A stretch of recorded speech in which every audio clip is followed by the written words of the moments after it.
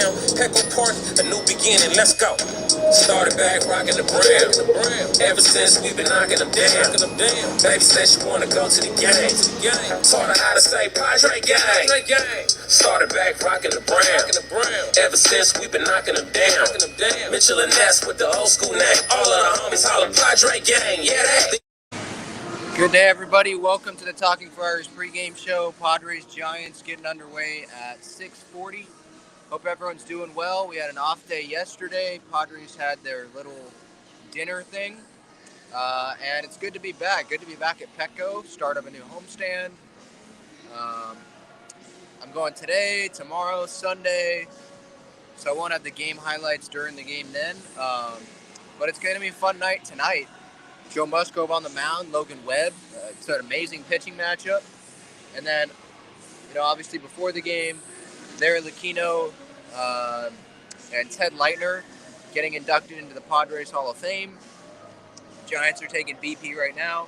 And I'm 19, so I don't know a whole lot about Larry Lucchino. But, his role with the Padres, I know what he did with the Red Sox and all that.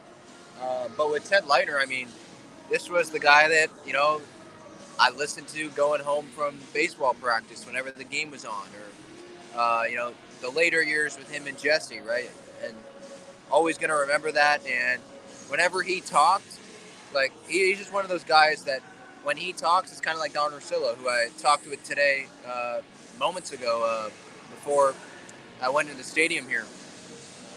And Ted is one of those guys where he talks and your face kind of lights up. You just smile. That's just he's just one of those welcoming type voices, and he's definitely getting his due going into the Hall of Fame tonight. So that'll be cool. And then hopefully they can finish it. The Padres can finish it with a win tonight. Something they have not been able to do as of late. They've won 2 of their last 10 games, and that's been well chronicled. And it's gonna be a pitcher's duel, and we're gonna be asking ourselves going into this game, at least I am, can the Padres offense score more runs off of Logan Webb than the amount of runs the Giants are gonna score off of Joe Musgrove? I think the Padres bullpen's better than the Giants, but I'm not banking on it. Taylor Rogers hasn't been as great as he was at the start of the year. They're obviously without Robert Suarez, Michelle Baez, Adrian Morejon. Guys, they still haven't called up Jose Castillo. I have no idea why. But with that said, everyone's going to be ready to go today because there was the off day yesterday and no one threw, at least in a game. So, Chris, Matt, Garcia, Rogers, they should all be available today. If Musgrove goes, 7 innings, go 8, or 7 innings, you'd only go 8-9 if they have a lead. But having a lead isn't guaranteed, obviously. But the Padres right now, their lineup, they're rolling out today. Profar, Crony. Crony's going to be my Padre pick. He's hitting second tonight in front of Manny. I think he has pretty good numbers off Logan Webb. I was looking at him this morning, and that's the guy that stood out to me with his numbers. So I'm going to go with him. I picked Nomar Mazara last game, and I think he went 3 for 4, so that worked out. The guys, the off guy or the lesser name guys that I picked seem to be working, so maybe I'll continue to do that. But Manny's hitting third, Mazara's hitting fourth, because there is a righty on the mound, so Mazara's in the lineup. Voit, Hosmer, Nola, Grisham, and then Abrams. I like that lineup. Hassan Kim. Bob Melvin said I think it's his hand, a hand injury or a finger, something that he's dealing with it, but he might be available to play today, so it doesn't seem like it's that big of a deal, which is good news, obviously. I personally would still like to see Abrams have more at-bats than Hassan Kim, but you obviously don't want one of your 2 shortstops hurt when you don't have Fernando. Speaking of Fernando, there's been some, shall I say, news about that. Today he was talking to the media a little bit, and he was saying, in terms of him swinging, that right now it's pretty much time. He thinks it's time.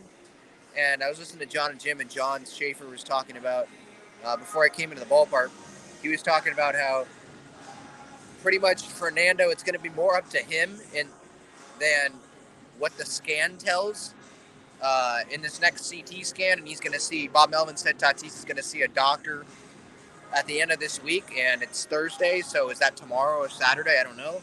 But end of this week is what Bomel said. So I would think that he's going to get cleared to swing pretty soon. He said, what was it, last week, that it's going to be 2 weeks, and then he's going to get cleared. So the 15th, I think, was the date that he's supposed to be cleared by.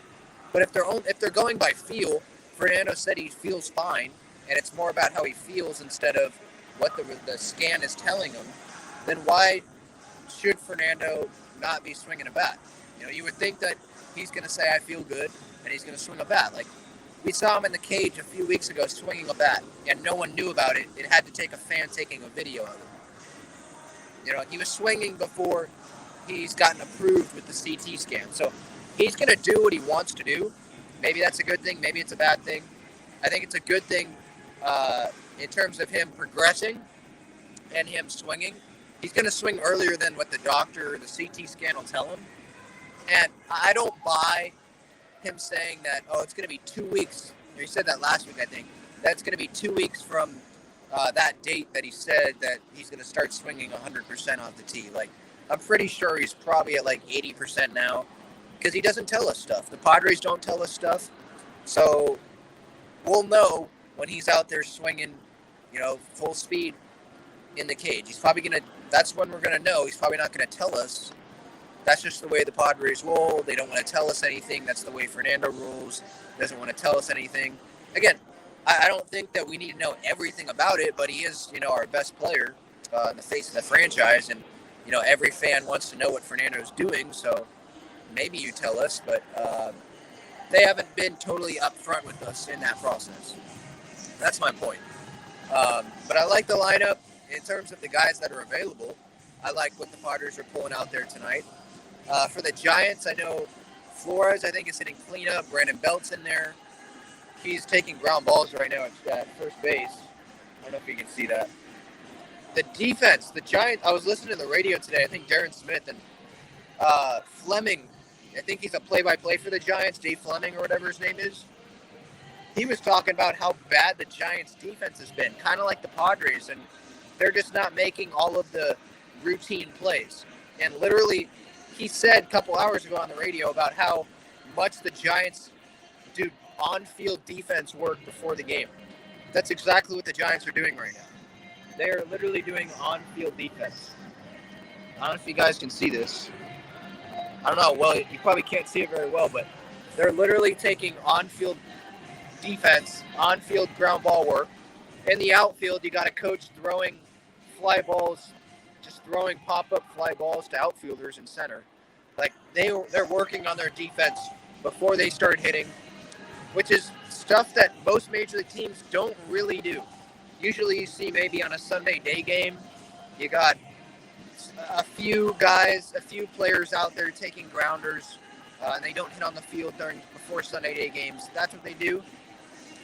But like before like night games like this, you don't really see many teams doing a lot of on-field work, and that's what they're doing. They got two coaches right now with fungos, hitting grounders to the third baseman, hitting grounders to Brandon Belt at first. You got Alyssa Nakin, the first female, I think, first female on-field coach in Major League history. She's out there catching balls from Brandon Belt at second base. So they're working on their defense right now, and we'll see if they make errors tonight. That would definitely help. You know, the Padres offense isn't scoring a ton of runs. They got outscored in that 2-game series with the Mariners the other day, July 4th and 5th, 14-4, I think. Not scoring a lot of runs, so if they can benefit off of an error here or there, runner on second, there's an error, goes into the outfield and someone scores, like how they benefited in that Seattle game. They didn't win the game, but that's how they scored their first run, was Hosmer grounding out. By the way, it was a 3-0 pitch, but him grounding to second base, and Adam Frazier just bobbling it, not fielding it cleanly, and Crowley scored from second. If that could happen today, you have Joe Musgrove on the mound. Maybe that could be the positive difference for the Padres, and they end up winning by 1 run, and the Giants' defense, you know, screws them. We'll see.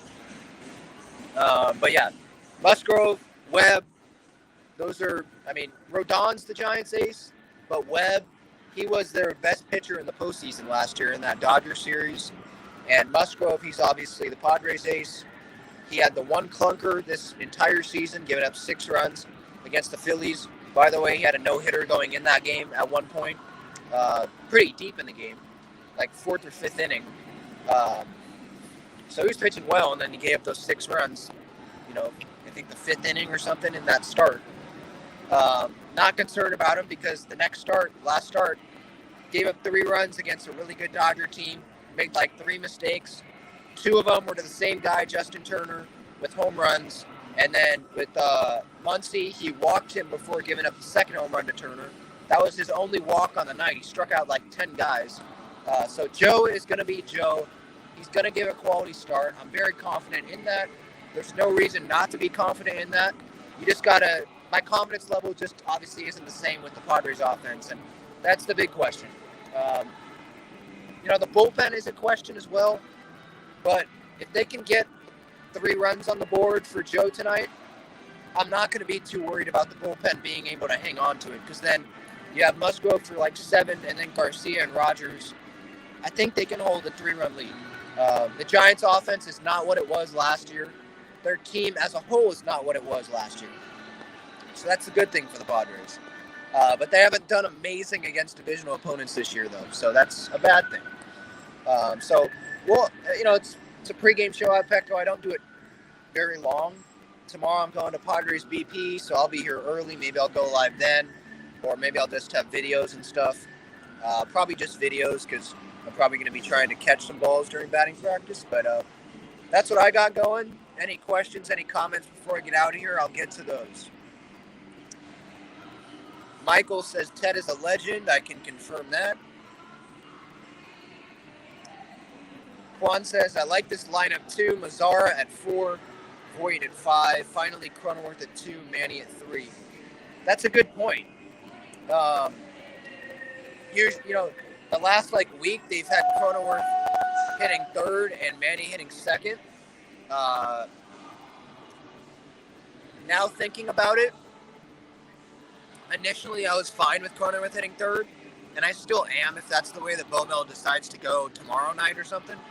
But obviously having Manny, their best hitter right now, at the plate, having him hit 3rd and giving Cronenworth, who can get on base a lot, giving another Padre base runner in that first inning a chance to get on in front of Manny, along with Profar, I think can bode well and give the Padres a good chance of getting an additional run if Manny homers or drives in a run with the gapper, a couple runs with the gapper, who knows. So yeah. That's a good point. And Quan says, only thing is Alfaro instead of Nola that he would change. Excuse me. But I get it. Nola is Musgrove's catcher. Yeah, Alfaro's caught Musgrove before, but you got to remember he is coming back from that knee issue. So my opinion on that, from what they're doing, is they probably don't want to rush him back in terms of consistently having him start games.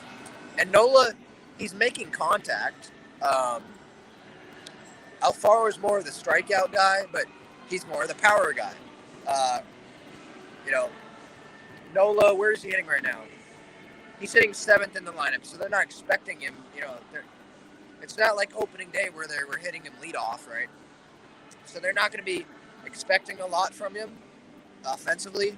It's more, make contact and play really well defensively. That's pretty much what it comes down to with Nola. And what matters when your ace is on the mound is make him as most comfortable as possible.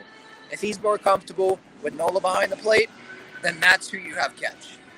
And it's not the end of the world, because, Jorge Alfaro, he can come in and catch late in the game after Musgrove ends, or he could come and pinch hit.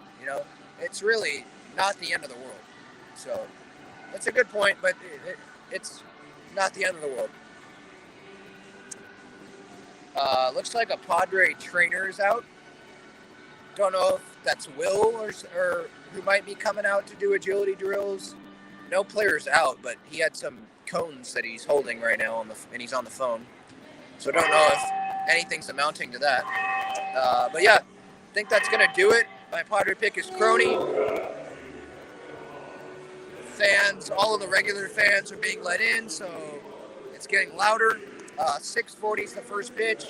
6:25, I think, is when they're starting the Larry Lucchino and Ted Leitner Hall of Fame stuff.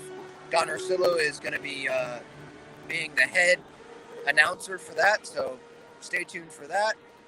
6:40 is the first pitch. That's the pregame show. I'm Ben Farron, your host. I encourage you to subscribe to this YouTube channel for daily Padres content. And stay tuned for videos maybe from here, from Petco. We'll see. All right. Enjoy the night, everyone. Thank you, Michael. I will have fun, and I'll see you guys later.